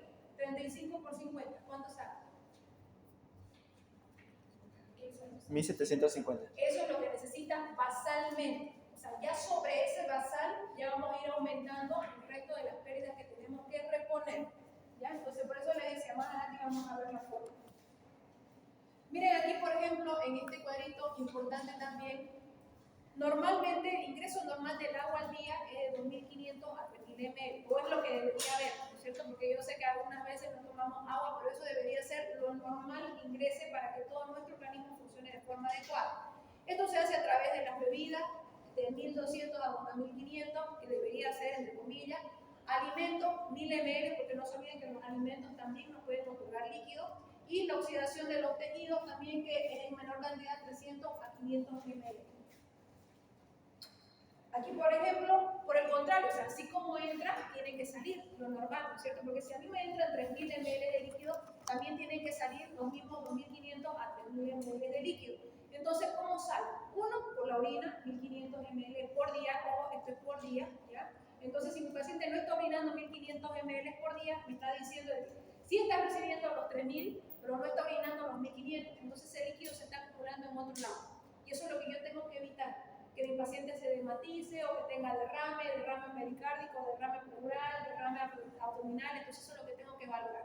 A través de la piel, 500 a 800 ml, generalmente es a través del sudor, a través de los pulmones, por la respiración, 400 a 600 ml, y también miren, a través de las heces, porque ojo, las heces serán sólidas, pero también tienen una porción de líquido, también pueden salir a través de las heces 100 ml, y todo va a depender de la consistencia. Entre más dura, obviamente, sean las heces, menos cantidad de líquido es lo que va a salir. ¿Ya? Entonces, tomar en cuenta eso también. En el caso, por ejemplo, miren, de la reposición de sodio, cuando nosotros tenemos que reponer el sodio, ¿ya? No se olviden de que este es el ion que tiene las máximas propiedades de homeostasis, ¿ya?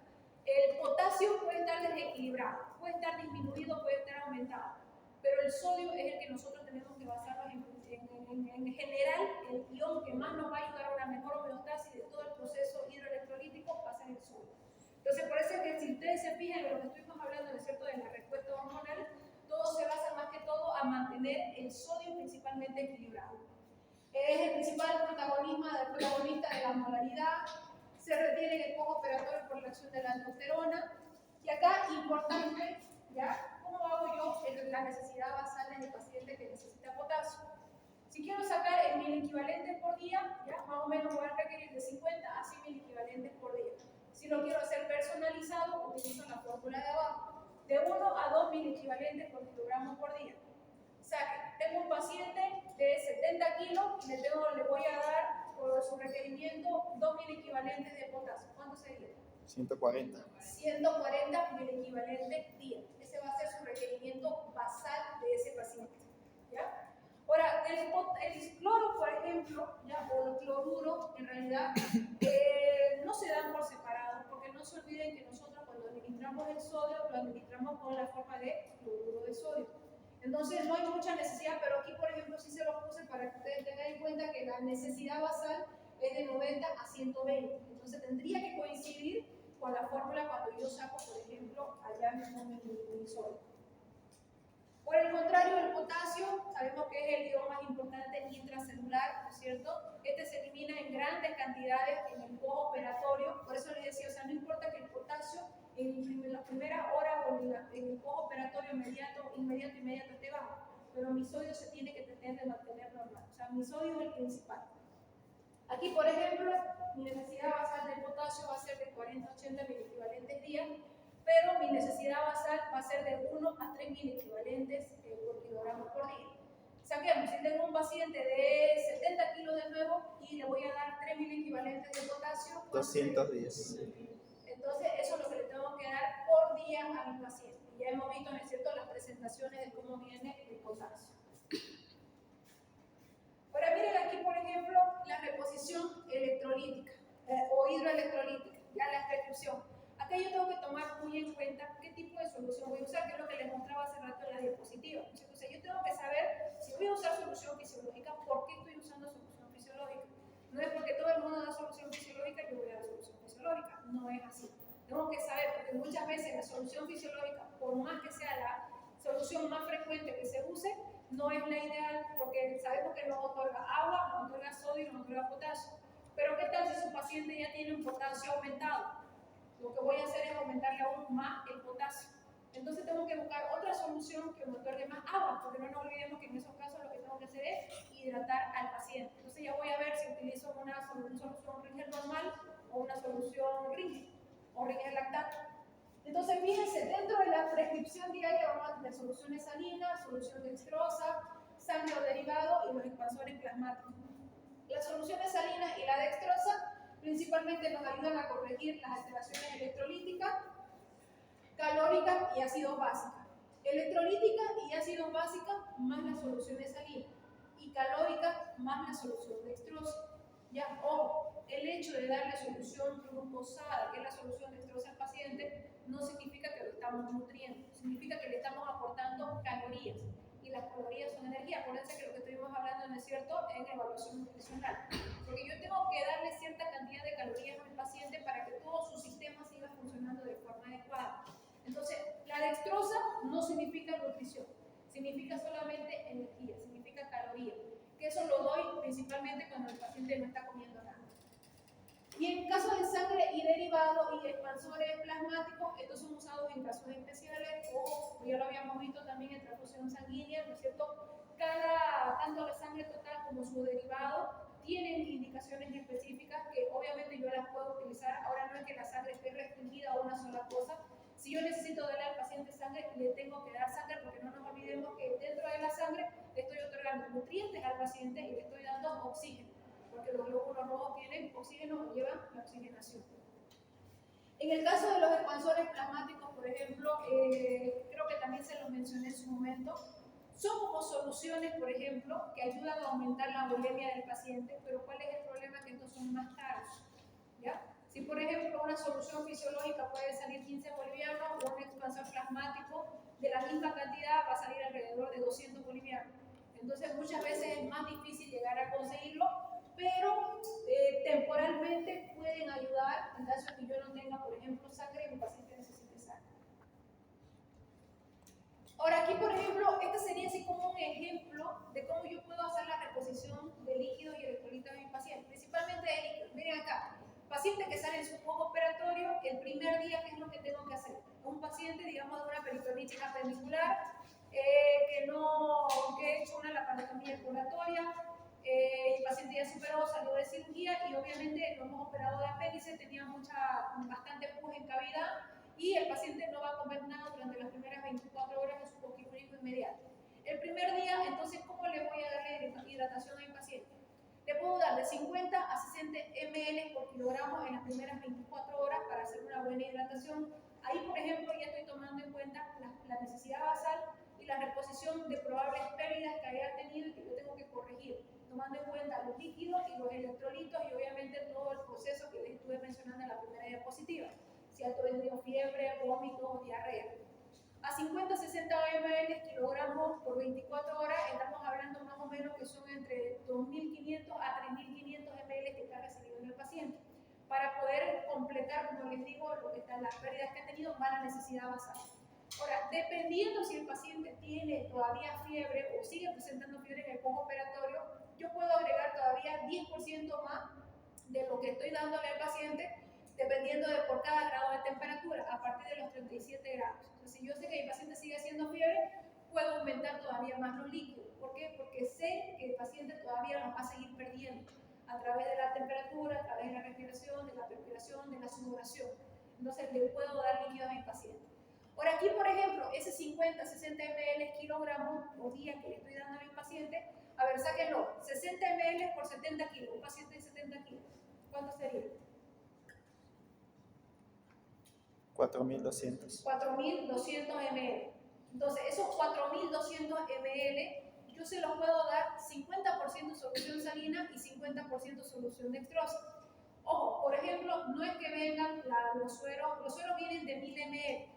Eso quiere decir que si me voy, por ejemplo, a algo más cercano, puede recibir 2 soluciones fisiológicas durante el día y 2 soluciones dextrosas durante el día. Porque le tengo que decir a un paciente que está en NPO, no nos olvidemos que aquí, si está teniendo pérdidas hidroelectrolíticas, en la solución fisiológica, este es un ejemplo, no es que sea siempre así. Ya la solución fisiológica me va a traer líquido y me va a otorgar electrolitos. Y los principales son sodio, potasio y cloro. No sé si se está entendiendo. ¿Ya? O sea, fíjense, ahí lo que sacó su compañero es 4.200. Y cada suero viene de 1.000 ml. Eso quiere decir que va a necesitar alrededor de 4 sueros. ¿No es cierto?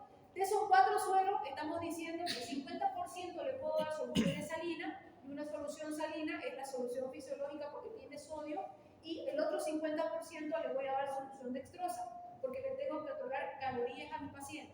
Entonces, yo puedo jugar, puedo darle 3 de solución fisiológica y 1 de dextrosa, o puedo darle 2 soluciones dextrosas y 2 fisiológicas, dependiendo qué más necesita mi paciente. Entonces, por ejemplo, si le doy 3 de fisiológico, probablemente la solución fisiológica tenga un mayor goteo y la solución dextrosa tenga un menor goteo para que puedan entrar de forma paralela y cumplir ese 50-60 ml kilogramos por 24 horas que va a recibir el paciente. ¿Se entiende? O sea, un ejemplo, porque esto puede variar. Puede variar si el paciente es cardíaco, puede variar si el paciente es diabético, puede variar si el paciente es obeso, puede variar si el paciente es desnutrido y puede variar si el paciente es deshidratado, puede variar si el paciente tiene fiebre, ¿ya? Pero es un ejemplo general, porque ustedes se den cuenta más o menos cómo utilizamos la hidratación, ¿ya? Ahora, el segundo día todavía si el paciente va a estar, si ha sido una cirugía grande, una cirugía mayor, el segundo día todavía puedo mantener el mismo volumen si es que lo voy a tener en NPO al paciente, mantener incluso la misma hidratación hasta que empiece a compensar sus funciones vitales.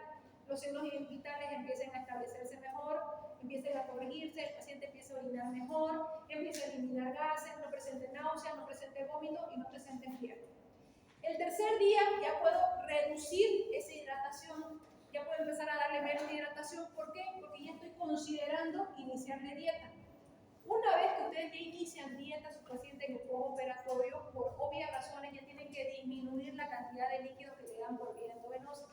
No le pueden seguir dando la misma cantidad porque si no lo van a encharcar. No sé si han escuchado el término encharcar al paciente.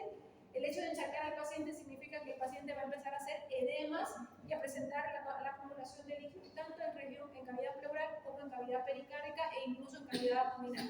Entonces eso es lo que tenemos que evitar. En un cuarto día, miren ustedes aquí en el cuarto día, el paciente ya prácticamente tiene una recomposición de la hemostasis, ¿no es cierto? Aquí les estoy dando el ejemplo del mejor paciente, ¿no es cierto? De lo que la mayoría de los cirujanos esperamos que pase. Al cuarto día ya el paciente tiene una recompensación tanto hidroelectrolítica como homeostática, sodio y potasio están dentro de parámetros normales, tiene una hemoglobina normal, el paciente está orinando, el paciente está defecando y está tolerando la dieta. Y obviamente, fíjense, aquí ya tiene una adecuada perfusión renal. Importante porque miren, ya en este cuarto día, cuando ya todo se restablece, prácticamente ya empiezan a frenarse las estimulaciones de los sensores que habíamos hablado al principio. Varo, quimio y hormoreceptores en la respuesta endócrina, y al mismo tiempo ya van disminuyendo toda esa cadena hormonal que se había producido, ya empieza a disminuir. ¿Por qué? Porque ya se empieza a instaurar toda mecanismo normal del paciente postoperatorio. Aquí les dejo, este es el goteo que normalmente se coloca, ¿ya? El volumen total sobre el tiempo por K, que K es la constante de 3 que se coloca, dependiendo ustedes qué es lo que, cuánto es lo que quieran darle, dependiendo de cada tipo de paciente. Respecto a la analgesia, en el caso de la analgesia, por ejemplo, fíjense ustedes acá, como ya les había dicho, las vías de administración pueden ser intramuscular, endovenosa, oral o incluso rectal en caso de los niños. Obviamente, si el paciente tiene una vía endovenosa, el paciente está internado, ¿cuál es la vía que ustedes van a utilizar?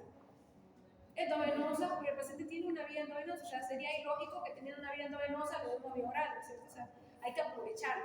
Y lo mismo, ahora, ojo, hay algunos medicamentos, y entre ellos, por ejemplo, el diclofenaco, que su presentación vía endovenosa no es muy frecuente. La mayoría de las veces su presentación es más vía intramuscular. Entonces, en ese caso, si ustedes quieren usar, por ejemplo, un antiinflamatorio potente, pueden utilizar diclofenaco, lo pueden dar de forma intramuscular. Y obviamente ya después, cuando el paciente se vaya de alta, pues le darán vía oral. Dentro de los AINES, lo que habíamos dicho, el diclofenaco, clonidinato de lisina, ketorolaco, ketoprofeno, que es lo que yo les comentaba hace rato, dentro de la farmacología, ¿no es cierto?, cómo lo pueden dar. Y los opiáceos, opioides, miren ahí, codeína y tramadol, el más usado el tramadol, y los mayores, que son conocidos como narcóticos, por eso es que les digo yo, son de uso restringido, no es que yo agarro y voy y le digo a la señora de farmacia, denme una morfina, no, es con receta valorada, ya, porque ustedes tienen que justificar por qué están utilizando, porque los pacientes, se mueren por intoxicación con morfina y fentanilo, entonces hay que tener cuidado con eso. Respecto a los antibióticos, como tercer punto de la medicación, ya lo habíamos hablado también, mucho depende del tipo de cirugía, de la contaminación.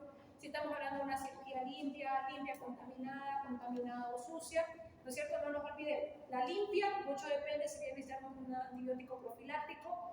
Limpia, contaminada, sí necesito antibiótico profiláctico. Contaminada y sucia, puedo pasar de profiláctico a antibiótico terapia, donde ya le voy a dejar un antibiótico que dependiendo también de qué tipo de patología tenga el paciente, puede durar hasta por lo menos 7 días. Entonces todo depende del tipo de cirugía.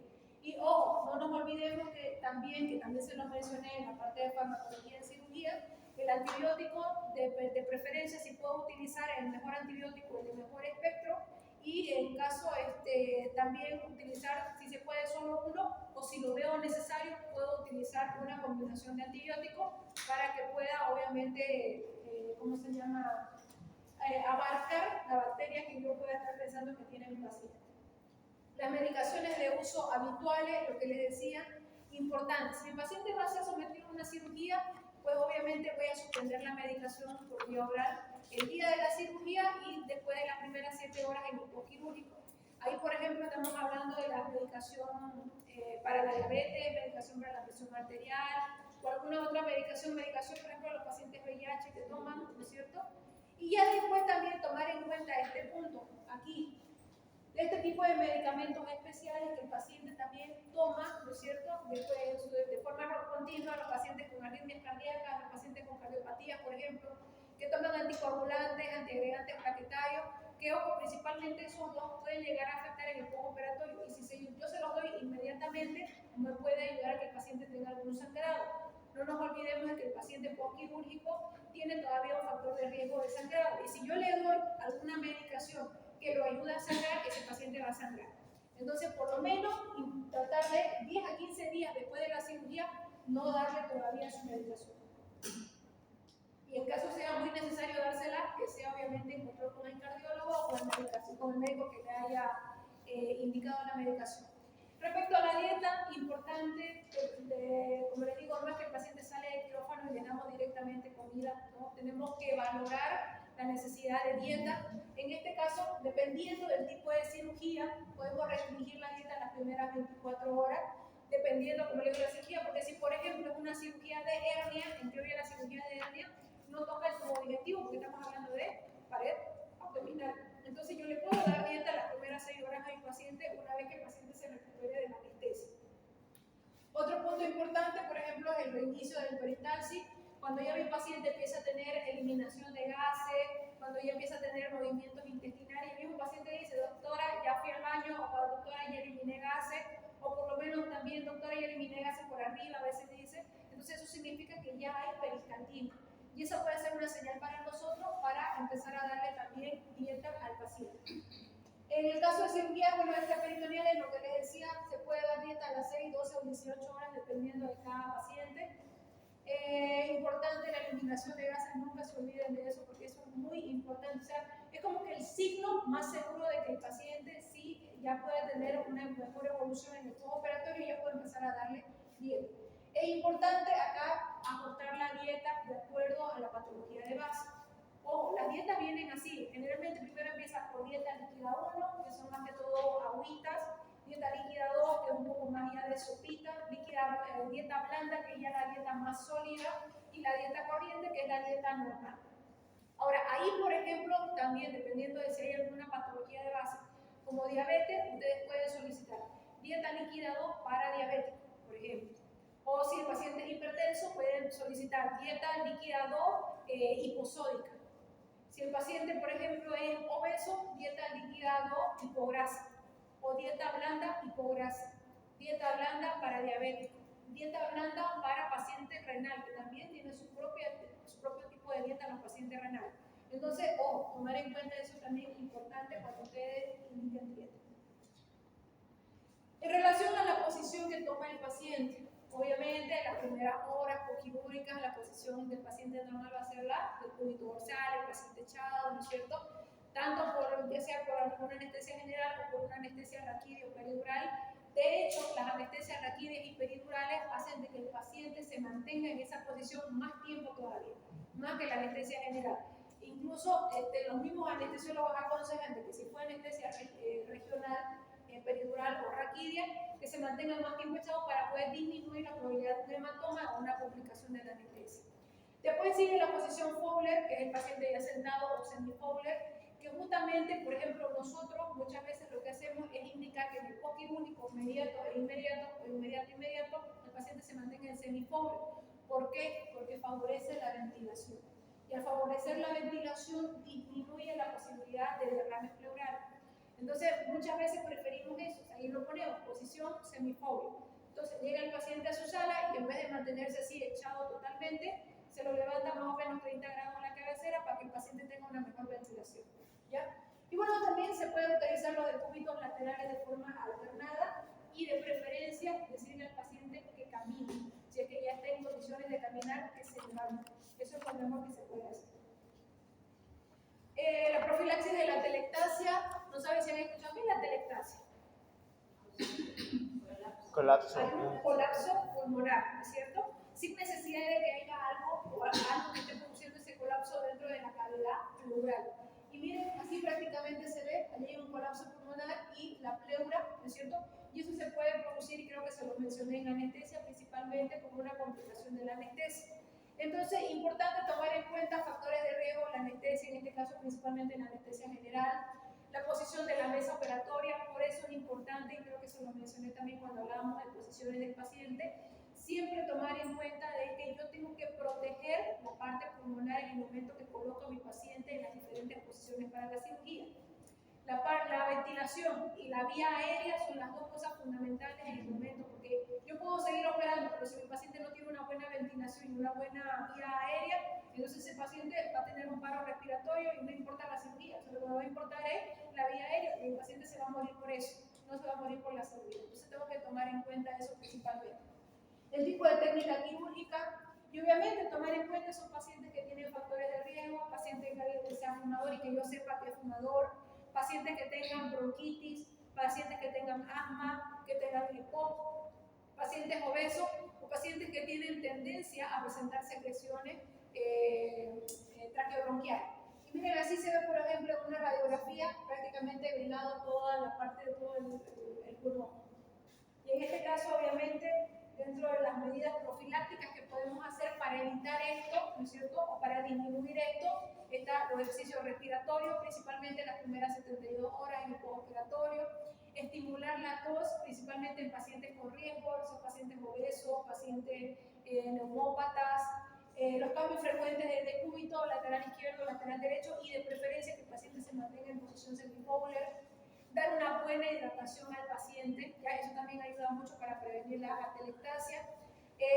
Las nebulizaciones que se pueden hacer con corticoides, con mucolíticos, con antibióticos, los broncodilatadores que pueden darse por vía oral o vía endovenosa, igual que los mucolíticos, las aspiraciones traqueales, pero principalmente cuando el paciente está intubado, ya, o está en cuidados intermedios o terapia intensiva. Aquí, por ejemplo, hay que evitar la faja, porque si nosotros le ponemos faja al paciente, no nos olvidemos que eso va a restringir la ventilación mecánica tóraco-abdominal, entonces no vale la pena. Lo que sí es que tenemos que evitar la distensión gástrica, y para disminuir la distensión gástrica podemos colocarle, por ejemplo, una sondita nasogástrica para ayudar al paciente. Y bueno, la aspiración broncoescópica, otra que también puede ayudar. Otra cosa importante que se puede presentar en el postoperatorio son las trombosis venosas, como flebitis o flebotrombosis, que fíjense aquí dentro de los factores determinantes, uno es la hipercoagulabilidad, que el paciente presente exceso de catecolamina, por ejemplo, que haya mucha agregación celular o que el paciente presente una acidosis permanente, entonces por eso es importante, como les digo, tomar en cuenta y que tenemos que solicitar una gasometría. La lesión endotelial, pacientes, por ejemplo, que son sometidos a cirugías donde se va a tener que lesionar o se va a tener que manipular vasos sanguíneos, movilización excesiva de un órgano o tejido, o lesión directa en un vaso sanguíneo que puede pasar, que es una de las posibles complicaciones. O por último también la éstasis venosa, que se debe principalmente a que el paciente no se mueve. Por eso digo yo, es importante que el paciente se mueva. Y miren, así se torna, así se pone, ¿ya? Uno de los miembros, generalmente afecta a uno de los miembros, rara vez afecta a los dos, es muy raro, casi siempre es más unilateral, y el paciente se ve así, se edematiza todo el miembro, le duele, se pone caliente, así medio rubicundo, medio rojo, brilloso. Entonces, ¿qué es lo que yo hago para evitar eso en el paciente? Masaje de miembros inferiores, como ven allá se puede solicitar a fisioterapia, elevar el miembro por lo menos unos 30 grados con una cabecera y poner vendaje compresivo con media y con venda elástica. Hidratación, fíjense que la hidratación ayuda bastante en cualquier situación, tanto a la atelectasia como a la trombosis venosa. El uso de anticoagulantes o agregantes plaquetarios también puede ayudar como la heparina, porque para disminuir cualquier tipo de trombo que se haya producido, y obviamente los analgésicos porque el paciente le duele. Ahora, quiero que ustedes vean cuál creen que es la complicación, porque yo tengo que prevenir esta trombosis venosa en el paciente. ¿Cuál sería la complicación más grave? ¿Una? ACV, no ACV, pero algo similar, pero en el pulmón, ¿qué se llama? Un tromboembolismo pulmonar. Por eso yo tengo que evitar esto en el paciente poquirúrgico, porque el tromboembolismo pulmonar mata al paciente en cuestión de minutos. ¿Ya? Por eso es la importancia de este punto aquí con nuestros pacientes quirúrgicos. El control de signos vitales, que ya se los mencioné, control de presión arterial, frecuencia cardíaca, temperatura axilar, frecuencia respiratoria, diuresis. No crean que porque están en su internado, lo hacen solo las enfermeras, ustedes también tienen que hacer su control de signos vitales en los pacientes, y más todavía en los pacientes poquirúrgicos, como les digo, inmediato. Respecto al balance hídrico, bueno, lo que les había comentado, importante tomar en cuenta las reposiciones, ¿no es cierto? Tanto las pérdidas líquidas habidas como las ganancias, las reposiciones de volumen de digestión, y bueno, importante llegar a alcanzar la meta, principalmente hasta las 48 horas, donde ya yo prácticamente el paciente ya lo tengo un poco más controlado, más compensado, y ya a partir del tercer día ya le puedo empezar a iniciar dieta y obviamente empezar a disminuir los líquidos. El uso de sondas, importante también, lo que les comentaba, uso de sonda vesical me va a ayudar a controlar la diuresis, sé que mi paciente no está orinando.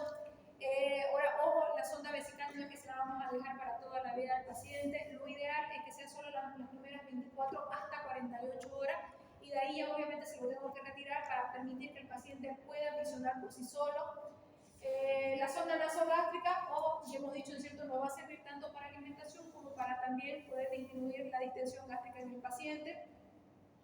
Y bueno, la sonda rectal, en caso necesario, la verdad es que muy rara vez la utilizamos la sonda rectal, la utilizamos más que todo en cirugías de colon y recto.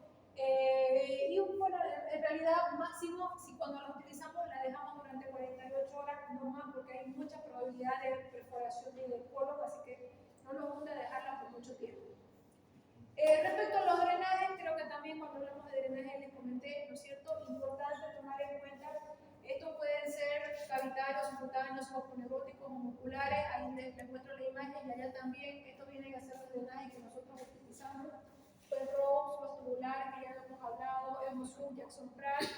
Y bueno, importante, ¿para qué nos sirven los drenajes que ya hemos visto? ¿No es cierto? Para valorar qué tipo de débito sale a través de ellos, que pueden estar coleccionándose en cavidad abdominal. Si es que los utilizamos en cavidad abdominal o donde los vayamos a utilizar. Importante ver las características del drenaje y luego, por ejemplo, ustedes en su evolución como interno reportan eso en la historia clínica, tienen que reportar cuánto ha subido y de qué características en 24 horas. Siempre en 24 horas porque su evolución es de un día a otro día. Nunca se retira un drenaje tubular rápido, siempre tenemos que dejarlo mínimo 5 a 7 días y eso depende también del tipo de cirugía. Si el paciente, por ejemplo, tuvo una cirugía que no fue muy complicada y al segundo día, y que nos pasa mucho, por ejemplo, en cirugía laparoscópica, que yo a veces por algunas, ¿cómo se llama?, susceptibilidad de que haya sangrado, le dejo el tubular, pero en 48 horas se lo puedo retirar, pero es solamente para mi tranquilidad de que si el paciente tuviera algún sangrado inmediato. Si ese paciente pasa las 48 horas y no tuvo ningún sangrado, entonces ese drenaje ya lo puedo retirar. Por eso digo, mínimamente dependiendo de cada paciente puede ser hasta 5 a 7 días, pero también pueden haber algunas excepciones. Las curaciones de las heridas, igual parte importante porque, ojo, el paciente les pregunta, doctora, ¿cuánto me tengo que curar? ¿Cómo me tengo que curar? Siempre se prefiere que las curaciones se hagan obviamente con material estéril, ¿no es cierto? Ahora, otra cosa, no es que yo voy a curar todos los días y 3 veces al día al paciente. Ojo, entre más curaciones yo haga al paciente, más lo expongo a contaminación innecesaria. Entonces tengo que valorar. Si fue una cirugía limpia, se puede curar hasta cada 48 horas. Si fue una cirugía limpia contaminada, cada día. Si fue una cirugía contaminada y sucia, ahí ya puedo valorar la necesidad de curarlo hasta 2 veces al día o incluso hasta 3 veces al día. Entonces mucho va a depender del tipo de cirugía y del tipo de herida. Entonces tomando en cuenta eso, recién ya yo voy a hacer la curación. Porque si no, yo solita es la que agarro y provoco las mismas infecciones en la herida quirúrgica. En el caso de la deambulación, bueno, lo que les decía, entre más rápido camina el paciente, más rápido también el paciente se va de alta. Entonces, mucho depende de la deambulación precoz, porque justamente incluso el hecho que el paciente se levante más rápido también disminuye la éstasis venosa y la telectasis. El paciente empieza a ventilar mejor, empieza a tener mejor funcionamiento de la parte venosa para que no tenga flebotrombosis. Pero ojo, también yo sé y depende, porque no es que yo agarre al paciente de 70 años y le digo, oye señor, levántese, camine. No, tiene que ser de a poco. ¿Ya? Y muchas veces incluso necesito ayuda de fisioterapia motora para que el paciente empiece a movilizarse. Depende de la edad, de los factores de riesgo, de flebotrombosis o la telectasia y obviamente de los tiempos quirúrgicos. Muchas veces cuando son cirugías muy largas, el paciente no logra levantarse sino hasta el día siguiente. Entonces, por eso le digo, todo depende del tipo de paciente y de las características de la cirugía que haya sufrido el paciente para que se pueda levantar. Pero entre más rápido camine, mucho mejor. Eso me va a ayudar a que disminuyan más complicaciones. Y bueno, por último, el retiro de puntos, porque también el paciente les pregunta, doctor, ¿cuándo me voy a retirar los puntos? ¿Quién me va a retirar los puntos? ¿No es cierto? Entonces, mucho depende de la cicatrización. Como les digo, nosotros, por ejemplo, manejamos hasta 14 días, de 7 a 14 días el retiro de puntos, porque hasta ahí es la cicatrización superficial. Y obviamente, miren, para valorar también el estado de cicatrización, porque incluso hay pacientes, principalmente los pacientes diabéticos, que cumplen hasta 10, 14 días y aún así todavía la herida sigue un poquito abierta. Entonces hay que tomar en cuenta eso. En esos casos yo puedo retirar los puntos, pero también puedo colocarle una cintita entre borde y borde para ayudar a que se mantenga todavía unido hasta que termine el proceso de cicatrización. O por último, puedo dejar los puntos todavía un poquito más de tiempo para ayudar al paciente. ¿Cuál es el único problema? Que pueden llegar a encarnarse y el retiro puede ser dificultoso. Aquí les he puesto un video porque fíjense que también es importante que llegado el momento que ustedes sepan hacer el retiro de los puntos. Miren, jalar de una de las puntas del hilo de tu sutura, porque así como hacen los puntos, tienen que aprender a retirar, ¿ya? Y sacar. Se levanta de una de las colitas, obviamente ahí se hace previamente una asepsia y antisepsia, ¿no es cierto? Antes de sacar, no es que yo le saco las gasas al paciente y retiro los puntos directamente. Hago una previa limpieza con solución fisiológica o alcohol iodado y ahí empiezo el retiro de puntos. Ahora, muchas veces también se tiene que valorar de dónde voy a empezar a sacar los puntos. De la parte media, de la parte donde yo vea que hay mayor cicatrización.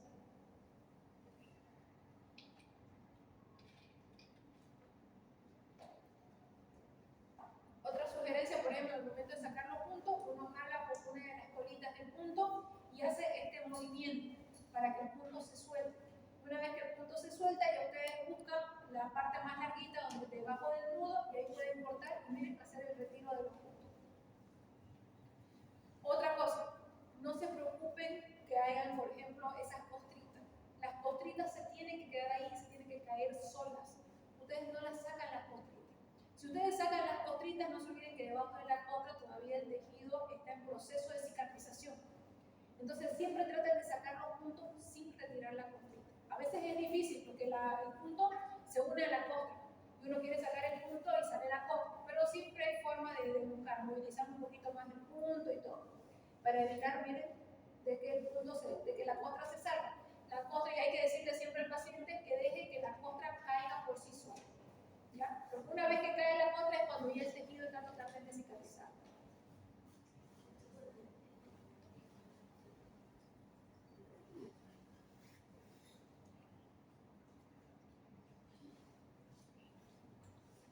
Bueno chicos, hasta ahí he cumplido con ustedes. ¿Qué preguntas tienen?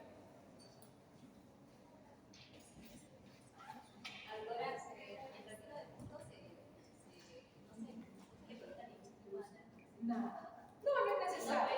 Molesta es como que como una picadita, digamos. Siempre hay que concientizar al paciente, obviamente.